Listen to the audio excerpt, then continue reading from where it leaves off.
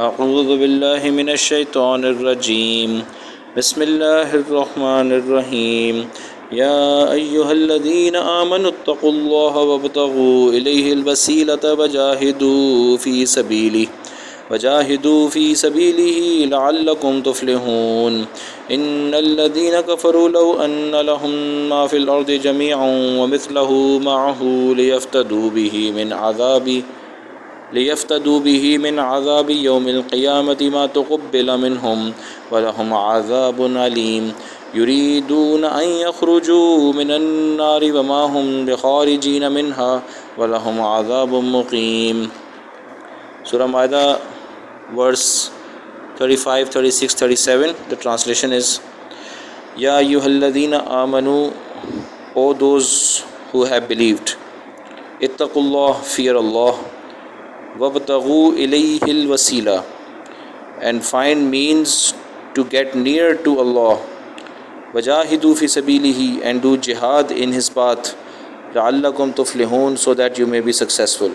إِنَّ الَّذِينَ كَفَرُوا, indeed those people who did kufr, لَوْ أَنَّ لَهُمْ مَا فِي الْأَرْضِ جَمِيعًا, if they had everything in this world, وَمِثْلَهُ مَعَهُ, and more so equal to it, لِيَفْتَدُوا بِهِ, so that they can give it as a ransom, min adhabi yawm al-qiyamah, from the punishment of the day of judgment, ma tuqabbila minhum, it will not be accepted from them, walahum adhabun alim, and for them there is a painful torment.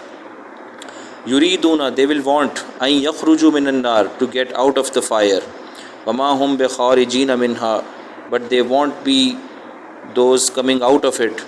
وَلَهُمْ عَذَابٌ مُقِيمٌ, for them there is a punishment lasting.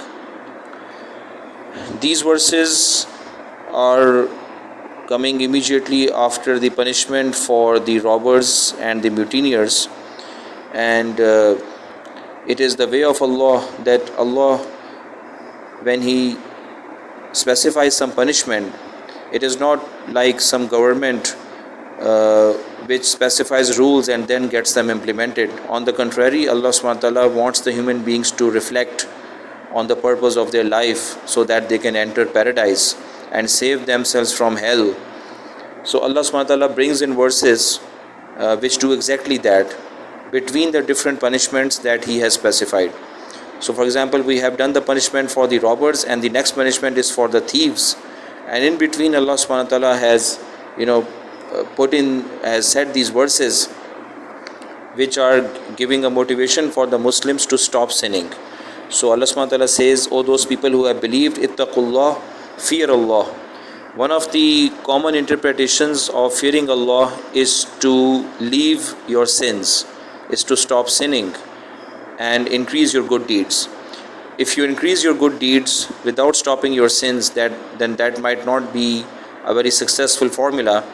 For example, if someone has a hose and is watering the plants, but the hose has a small cut from where the water is leaking out, and if someone says, oh let's elongate the hose, let's make it longer so that it can go to other fields as well, but they don't do anything about the cut that is there, then the water will continue to flow, and no matter how many plants you water, you are still suffering a loss, because you are not covering up the cut. Okay, so similarly, if you increase your good deeds but you don't terminate your sins, then it's possible then it might be of the increment of your good deeds may not be very beneficial for you on the day of judgment. So the first thing to do is to stop sinning. And Allah subhanahu wa ta'ala has made the humans such that we get influenced by our environment. So in order to realize that we are sinning, we need to go in that environment in which we can realize it. For example, we need to visit the ulama, we need to ask them questions from time to time, we need to listen to their bayanat, we need to listen to the Quran tafsir from beginning to the end. The other thing we can do is that we can do da'wat and tabligh. For example, these days the work of da'wah Allah subhanahu wa ta'ala has accepted it as a source of hidayah for so many people in the world, There are so many countries in which the work of dawah is going on. So we can, join the work of dawah, and we will be constantly realized that we are sinning, and that we should do something about that, because it's something which is very dangerous for our life and for our akhirat.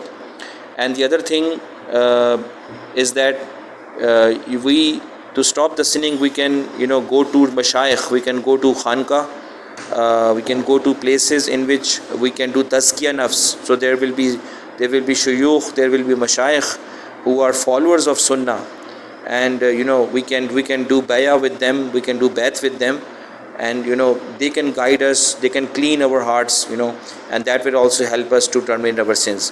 The summary is that if we decide ourselves that we have to stop sinning because Allah has said ittaqullah, then Allah subhanahu wa ta'ala will guide us.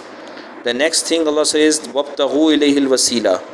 So find ways to approach or get near to Allah. So the word wasila means to connect with someone through love. So what that basically means is that Allah subhanahu wa ta'ala wants us to do such actions that He starts to love us.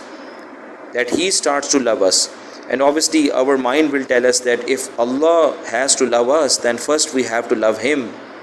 And how can we love Him? We can love Him by following the sunnah of Muhammad sallallahu alaihi wasallam. So the sunnah has two categories, sunnah ne huda and sunnah ne zawaida.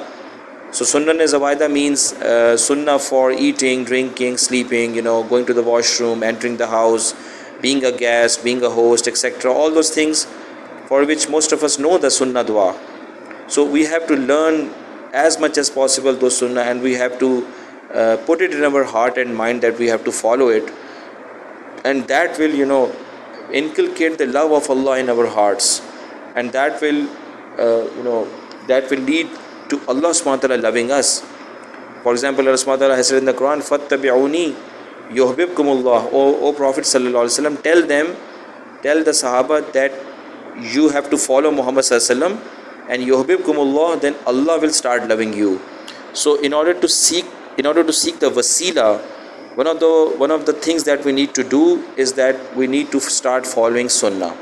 The other thing is that wasila is a rank in Jannat, which is the highest rank of Jannat, and Prophet ﷺ has told us to seek wasila from him, make dua to Allah Ta'ala that He grants wasila to Muhammad ﷺ. So for example, at the end of each azan we make the dua, Ati Muhammadan al-wasilata wal-fadila. So we are saying to Allah subhanahu wa ta'ala, please, O Allah, give wasila to Muhammad sallallahu alaihi wasallam. So here what it means is that the wasila in the paradise has many levels. The highest level obviously inshallah will belong to Muhammad sallallahu alaihi wasallam, but there are many levels which are lower than that, and we have to seek to enter those levels, because those are the levels for those people with whom Allah has loved in this world. So that can only be gotten by following sunnah. Then Allah subhanahu wa ta'ala says, wajahidu fi sabilihi. So because we're talking about different types of crimes, so maybe someone will think that jihad is also a crime because you start killing people, etc., etc. In fact, the concept of jihad in Islam is not a crime, it's an ibadah. And here Allah Ta'ala is making it very specific that la'allakum tuflihun, so that you may be successful by doing jihad. So you will get success in this world and akhirat by doing jihad. And in fact, the concept of jihad or spiritual war in Islam is such a beautiful concept. It will give you everything that you want without doing any sort of without doing any sort of zulm on anybody. So we must at least keep a desire in our heart that we want to go for jihad, because if we read the stories of the Sahaba and the seed of Muhammad sallallahu alaihi wasallam, we will see that jihad was an integral part of their lives, and that comprises the success for the Muslims even in these times.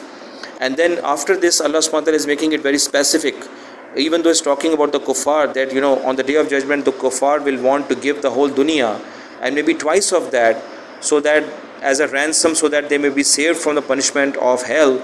But that is not going to happen. Allah subhanahu wa ta'ala says ma tuqabbala minhum, it will not be accepted from them, and they will want to get out of the fire, but they will not be able to get out of that.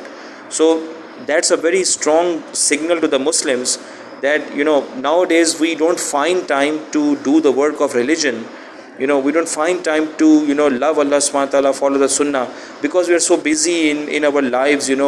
Some of us become indifferent to the akhirat. We just do the basic deen, and the sunnah, most of us may not be following sunnah.